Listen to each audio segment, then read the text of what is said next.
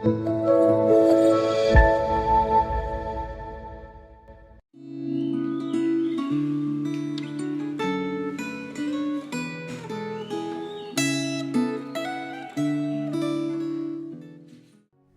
jemaat yang terkasih, kita bersyukur pada Tuhan kita berada di hari yang baru yang Tuhan sediakan bagi kita. Namun sebelum kita memulai hari kita atau sebelum kita mengakhiri hari ini, mari saat ini kita berdoa bersama-sama, kita mau menyambut firman Tuhan. Mari kita tundukkan kepala, kita berdoa. Kami bersyukur untuk hari yang baru yang Kau sediakan bagi kami ya Tuhan. Sungguh rahmat-Mu selalu baru, kebaikan-Mu tiada habis-habisnya dalam kehidupan kami. Dan saat ini ya Tuhan, kami bersama-sama akan merenungkan firman Tuhan. Biarlah sungguh firman Tuhan yang akan kami dengarkan untuk hari ini ya Tuhan, boleh membekali kami, boleh menolong kami menjadi anak-anak Tuhan yang sungguh mencintai Tuhan, yang sungguh-sungguh hidupnya dibentuk melalui firman Tuhan, dan setiap hari hidup kami boleh semakin serupa dengan Tuhan.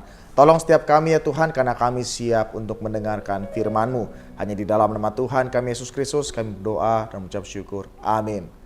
Saudara sekalian, refleksi Gema kita hari ini diambil dalam Yeremia pasal yang ke-27. Namun saya akan membacakannya di ayat 4 sampai ayat yang ke-6 saja. Demikian firman Tuhan. Perintahkanlah mereka mengatakan kepada tuan-tuan mereka, beginilah firman Tuhan semesta alam, Allah Israel, beginilah harus kamu katakan kepada tuan-tuanmu. Akulah yang menjadikan bumi, manusia, dan hewan yang ada di muka bumi dengan kekuatanku yang besar dan dengan lenganku yang terentang. Dan aku memberikannya kepada orang yang benar di mataku. Dan sekarang aku menyerahkan segala negeri ini ke dalam tangan hambaku, yaitu Nebukadnezar, Raja Babel, juga binatang di padang telah kuserahkan supaya tunduk kepadanya. Sedemikian jauh pembacaan firman Tuhan kita pada hari ini. Dan berbahagialah setiap kita yang tidak hanya mendengarkan tetapi juga melakukannya dalam kehidupan setiap hari. Pada umumnya, pemimpin negara yang ditaklukkan ingin melawan penjajah. Inilah pergumulan Raja Zedekia. Para nabi palsu pun memberi semangat kepada Raja Zedekia agar jangan takluk kepada Raja Babel. Kita dapat melihat itu di pasal 27 ayat 9 dan 14. Selain itu, para nabi palsu itu menenangkan orang-orang Yehuda dengan meramalkan pembebasan dari penjajahan bangsa Babel. Akan tetapi, Nabi Yeremia justru mengkhotbahkan pesan yang sangat berbeda dengan apa yang disampaikan oleh para nabi palsu. Ia menyampaikan perintah Tuhan agar Raja Zedekia tunduk kepada Raja Nebukadnezar. Saudara, perintah Tuhan tidak hanya diberikan kepada bangsa Yehuda, tetapi juga kepada bangsa-bangsa lain di sekitarnya. Mereka yang menolak pemerintahan Raja Nebukadnezar akan mengalami bencana, tetapi yang menyerah kepada pemerintahan Raja Nebukadnezar akan bisa tetap tinggal di tanah mereka. Pertanyaannya, mengapa Tuhan menghendaki hal seperti itu? Bukankah bangsa Babel adalah musuh yang brutal bagi umat Tuhan dan juga bagi bangsa-bangsa lain? Saudara, jawabannya adalah karena Tuhan bebas dan berdaulat. Tidak ada yang berada di luar pengetahuan atau kendali Tuhan. Menurut pasal 27 ayat yang kelima dikatakan bahwa Tuhan adalah pencipta segala sesuatu dan Dia bebas kepada siapapun yang Ia kehendaki. Di pasal 27 ayat yang ke-6 dikatakan bahwa Tuhan telah memutuskan untuk menyerahkan bangsa Yehuda ke dalam tangan Raja Nebukadnezar. Binatang di padang pun juga Tuhan serahkan kepadanya. Raja Nebukadnezar bukan seorang penguasa yang bebas bergerak sendiri, tetapi ia digambarkan sebagai hamba Allah. Atas ketetapan Tuhan, negeri Babel akan mempertahankan kekuasaan selama beberapa generasi, tetapi kemudian akan ditundukkan dengan kekuatan lain.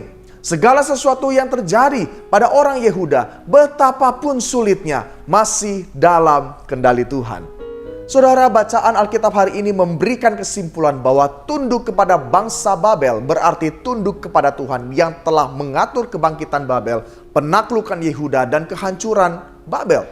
Pesan Allah melalui Nabi Yeremia mendorong kita untuk mempercayai rencana dan kendali Tuhan, termasuk saat kita menghadapi kesulitan yang besar.